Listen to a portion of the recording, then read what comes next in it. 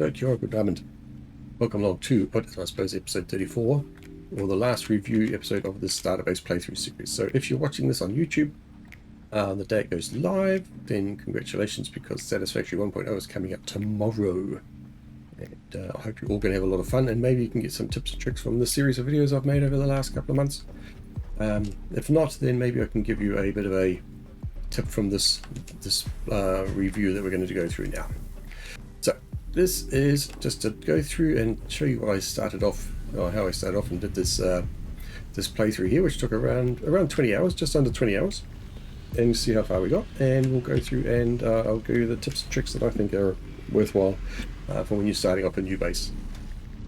So we start off here clearly in the grassy fields, and what we did initially was we tapped these 3 iron nodes here.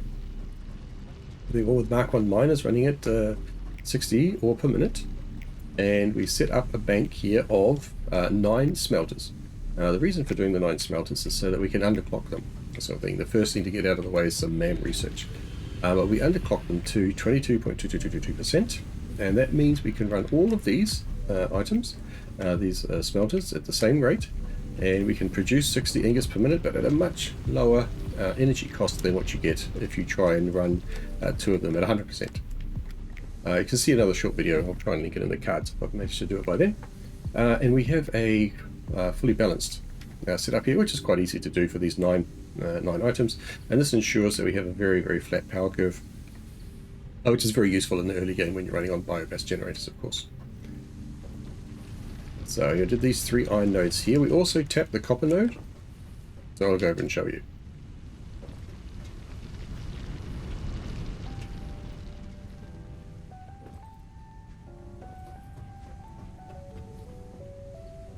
So as you can see here, similar to the iron nodes that were just behind us, we did the same with the copper node up here. Started off with a Mark 1 miner and set up an array of 9 smelters, again with the balanced input system, all again running at 22.222%. So we have 60 ingots, 60 ore in, 60 ingots out per minute, and we simply split it here twice, or once, sorry. We were making some wire out of these 3 initially, and on the other side there we're making some wire and cable. So it's not very much. It was, I think, 20 cable per minute or something like that, and probably around 40 wire per minute. It doesn't sound like much, but it's enough to get you through the first parts of the game. Later on we took these ones here, they had a lot of wire, and we switched 2 of them to do copper sheets, just to make sure that we have a few of those when we came to do the power plants over there. So that's what we did there on that side of things. A bit of wire, a bit of cable. We had 2 of these smelter arrays here making ingots, and they go in to an array of constructors. We have 2 of them making iron plates and 1 making rods. If we just have a look around here, sorry, I'm going to this side. Have a look around here, you can see it's the same balance input again. All of these machines are underclocked as well to 22.222%. And the reason for that is that you will not have to rebuild these as you move through the tiers of the game. This system here, this smelter setup and this constructor setup, is perfectly usable right up until Mark 3 belts. You can maximize your Mark 3 belts, run 270 down here per minute, and split them all, and then you can run all these machines at 100%. If you're running Mark 2 belts here, so you want to produce 120 ingots per minute, so you're either got a pure node or you're running a Mark 2 miner on a normal node without overclocking. You run your inputs being set at 120, and your output here is also then at 120. You set all the machines to 44.444, and you're done. Don't have to make any other changes. The same thing applies over here. Set them all to 44.444, and you have 120 items coming out the other side. Well, not in the case of plates, but you have double the number of items coming out. And all you need to do is upgrade the belt in between the systems, or the belt leading into the system, and the belt on the outside if you're running something like iron rods. For the concrete, we simply tapped 3 of the nodes around here locally and split them into 3 constructors here, making a little bit of concrete. At the start of the game, I would say we probably didn't do this early enough. We had a lot of delays. If you look back at the playthrough, and you'll see quite a few occasions where I'm out of concrete or I'm out of iron plates. So I would suggest, if you're going to do that, set this up quite early, and you can just leave it ticking along, and then you should have enough concrete in your bins here to do all your construction. Right, so let's have a look and talk quickly about power. One of the first things you want to unlock as you come through is field research. There it was, field research. This gives you access to the MAM. From the MAM, you want to run around here and grab a couple of power slugs, and then come in here and you want to unlock this one and this one, overclocking. And overclocking is about the best thing you can do in the early game. Once you have those two, you can set up your smelter arrays here, and you're basically ready to go until, like I said, you get to Mark III belts and so on. When it comes to power in the early game, get into your hub and unlock obstacle clearing. This gives you access to the solid biofuel. With solid biofuel, you'll be able to power your biomass generators. We'll get back to the new tips about those in update 1 in just a minute. Set yourself up 2 containers, one for grass, there's no grass in there, and one for wood. On the inside here, have yourself a constructor turning leaves into biomass, running it at 50%. Have one turning wood into biomass, running that at 10%. That'll give you 60 output per minute. At 60 output, you put together into a belt here, put it into another constructor for making solid biofuel. This stuff will all run then at 100% if you have a collection of grass and wood, and you can just leave it ticking over while you're doing other things.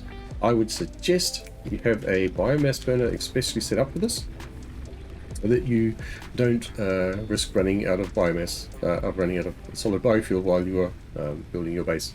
You can put 200 biofuel in here, or 200 anything in here, and this will just tick along, be completely independent of your main power system, and when you come back you'll see you have a lot of biomass, solid biofuel, sorry, ready to go. For 1.0 we know, thanks to Snoop, that these biomass burners will have feeders on them, so you won't have to come through and do it manually like we've been doing here. These ones are not used anymore, of course, because we're well onto coal power. But I would suggest if you're going to do that, then you have the output from here running into your biomass burners, so that anything that backs up can just back up here, and then you can use it for the chainsaw or whatever you want to later on. Also, please, do not set these up like you see Snoop demoing them, with 2 on each side, or 6 on 3 on each side, and splitters in the middle going down like that. Please use a balance system. Your power supply will thank you for it. Everything will be much more reliable. If you want to see, I have a few videos about why I think balancing is good. I hope you get one of those. So then we move along. Over in this part of the base we have the iron rod production. Now, to be fair, you should set it up a bit better than what I've done here. These have been doubled up now, and you can actually run 18 constructors making iron rods off a single smelter array, as we saw before, because these actually use half the inputs that the iron plates use. So I would suggest, if you're going to tap these 3 normal nodes over here for iron, you have 2 of them, run into a 9, or all 3 of them, sorry, run into a 9 smelter array to make the ingots. 2 of those you run into 9 constructor arrays to make iron plates, which will give you 80 plates per minute. And the other one you run into 18 of these 18 constructors, sorry. Run them into 18 constructors, which will give you a lot of iron rods. Then we take these iron rods. We have enough iron rods and iron plates from this setup to make, first of all, some screws. The screws we're going to pop in here. We have 2 assemblers set up to make 5 reinforced plates each. And over there we're using 5 of those on the machine on the other side, which we'll get to in a second. We also have enough rods and screws from this construction to make 4 rotors per minute. And then over here we're using the reinforced iron plates to make modular frames. So we can make all of this from the 60 iron plates and the iron rods that we're making. We also get a small excess of screws to make as well. And this is plenty to get you started. If you look at the playthrough, I think you'll find that we're up to this point at around hour 11 or 12 or something like that. This will keep you going for a long time. Regarding power, once you've unlocked coal, I would suggest a setup similar to this. So what we have here is 16 generators running off 1 pure node, which is over there. We have a Mark II miner on at the moment, but you can start with a Mark I miner, it's no problem. If you're running a Mark I miner, then you just need 8 power generators instead of 16. But this is easy enough to set up with the materials that you make, as we saw just previously, with the rotors and modular frames and so on. What I tend to do here is I have two water extractors. Let's go pop over and have a quick look. Each of them overclocked by 150% to run at 180 water per minute. Now the 180 water will easily fill these 8 generators on this side, and the 120 coal will also fill it in. Again, I would suggest that you balance your inputs here. As you can see, we've done here. So we have a splitter in the middle here, which splits it 2 ways, and then a splitter here to go to here, and then a third splitter to split between the last 2 levels there. What I would like to do, and I would recommend you do, is reserve in your first stage 1 of these power generators to power your infrastructure. What I mean by that is set up a power network that runs from your coal node over there, or your miner, comes over here. The same network hooks up to your water extractors and 1 power generator. Use the other 7 to power your factory, and then this one will power everything, and as long as this doesn't break, which it won't, everything should run fine, and your factory system should never go off. I take that back. Your factory system may blow up, but that's because you've overloaded it. You won't have to run back here and fix everything, because this will keep running, which means the coal will keep running and the water will keep running, so everything should be fine. If we have a look at this system now, so at the moment it's set up, like I said, Mark II miner over there. So we're getting 240 of coal a minute, which is enough to run 16 here. And if we have a look at the power curve here, we get the right power pole. You'll see we're running, we have 150 megawatts from the 2, we have 2 coal generators hooked up to the system now. We have a max consumption of 148.7, sorry. That's because we have these 4 water extractors on here, plus the Mark II miner over there on the pure node. That means that this system will never break because it's under itself, and as long as it doesn't run out of coal, which it won't because it's constantly supplied, and the water is all good as well. So that means that if we look on our main factory circuit, that's the wrong one, sorry, that's also the wrong one, this one here. This one here, we have a first of all, we have a very nice flat power consumption line, but we have this 975 available, which is actually a combination of the 14 coal generators left over, plus the 4 biomass generators, which are actually still hooked into the system. Yeah, so that is the way I would recommend you structure your power system. Right, let's move on to the next thing. One of your next port of calls is probably going to be steel production. Very early game thing to get into. So in this particular area, we have over here also a pure coal node, very useful thing to have. So we're using the one over in this direction to power our generators, and we're going to use the one over here to power our coal. So also over there with 2 normal iron nodes, so we've tapped all of those together, and we're bringing over a bit of iron, bit of core, bit of iron, bit of coal, and we're going to feed it into these 3 machines here, foundries. We're going to make 40 steel ingots a minute. We're going to turn it down slightly just so we get 40 instead of 45, because it just makes the math a bit easier. Also means we can only, in the stage when I built this, we were limited to 120 belts, so that's what we have here. We can combine this all to one output, and then we jump over here. We're making a few ingots, a few beams. We're actually making all beams at the moment. Originally, I was set up to make some beams on this side and pipes on this side, but at the moment we have enough pipes for our needs. It will shortly run out, but since this was a limited playthrough, we have enough here to do it at the moment. We needed an abundance of beams because of some of the systems which we're building over there. You'll see them in a minute. So that's the steel. That's basically got us through to this stage of the game, and we've unlocked tier 2 of the space elevator, so we should be good. Used a bit of this here and a bit of concrete to make a bunch of encased industrial beams. Didn't need too many of that. They've sent all over to a central storage area at the moment. We'll go have a look at that in a second.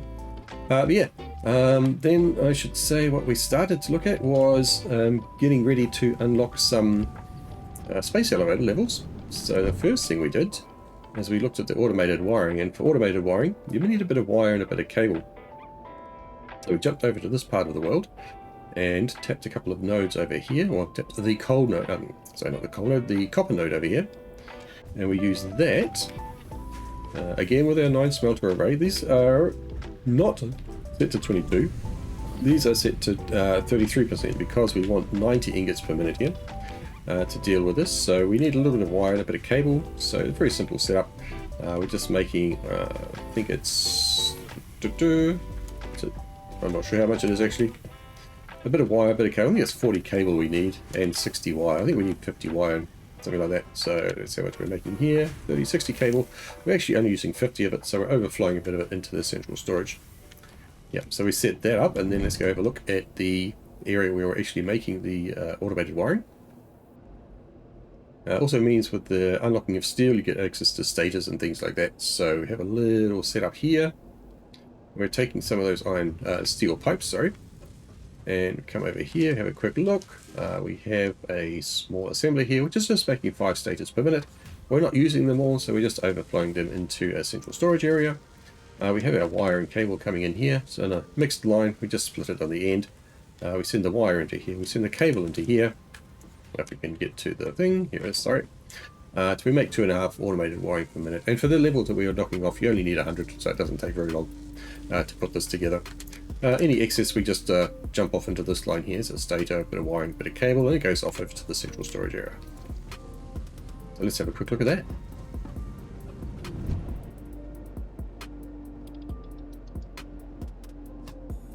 I will admit it's not the best central storage you'll ever see. I'm sure you can do better. But it's enough for the moment. It was actually over there for most of the playthrough, and I moved it over here into the last little bit, last couple of hours of the game, just to have it a bit more organized. And you can see in the back here, it's the usual setup. So it's a whole bunch of smart splitters. Everything comes in on a sushi belt here that I want mixed in, and we have the opportunity to come in here and dump some stuff into this container if we want to just get rid of stuff and get it all sorted out. So it goes into here, it goes around on this container here, this loop, around the back of the other side there, and if there's anything that is either full or we've not set up a smart splitter for yet, it comes into here. And what you should obviously do with this at some point is just sink it instead of keeping it in here. But this is here just a security blanket to make sure that we don't accidentally sink something valuable. We have a similar setup here for, a separate setup here for the space elevator parts. These are all not used anymore, clearly. We had a small incident, and we've got some reinforced iron plates on the line there. But that was recently sorted out, so shouldn't be an issue anymore. So that takes care of the, like I said over there, the automated wiring. Now we have to look at the smart plating and the versatile framework. So the versatile framework we're putting together here, because we have a modular frame production that we're using in the steel beams. So the steel beams are coming from over there, a little small steel beam factory, and the modular frames, we'll go and have a look at those. Right, so the last thing we're looking for is a bit of reinforced iron plates, because we want to make some modular frames, because we want to make versatile framework and so on. So on this part of the map here, which is just behind where the main base is, we only have impure nodes. So we grab 3 of those, or 6 of those I should say, combine them into each, and then we have our nice 60 per minute. And then if we have a look around this side, you'll see we follow the usual procedure of the 9-way smelter array. And we have 3 of those, one here, and one there, all running at the usual 22.222%. There we go. Let's have a bit of light so we can see what's going on. So from those 3 arrays, we're doing something very similar to what we do at the front. We have a bunch of constructor arrays doing a similar thing. So we have 2 making plates, and we have 1 making rods. And the rods, you'll see, is overclocked to 88, because we've doubled the production of that. So a combination of these rods and plates, we can jump over this way, you can see what we're making. And it's the last 2 space elevator parts that we wanted to unlock the original level 2. So here we're making a bunch of reinforced iron plates, quite a few, not a huge amount, but it's enough to get us through. The reinforced iron plates and the rods here that we're using to make a bit of screws, and we're just throwing that into some rotors. The rotors we're combining over here and popping into some smart plating. So I think we're running at 6 smart plating per minute here. The versatile framework is being made over there, and the automated wiring is being made over there.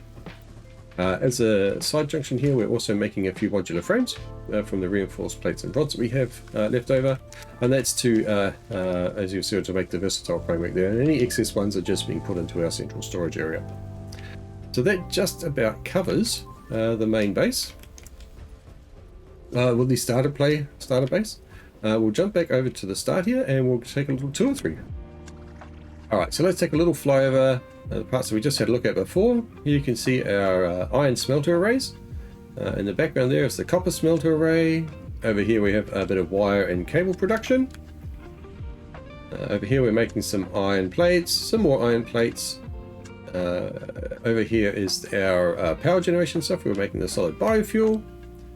Over here we have the rods being produced, and then we have a bit of screw production leading into the reinforced iron plates and the rotors, and at the back there the modular frames. So that was the end of the first stage, and from this system we were able to make enough spark plating to unlock the first layer of our space elevator. Once we'd done that, we knocked off the coal and everything else like that.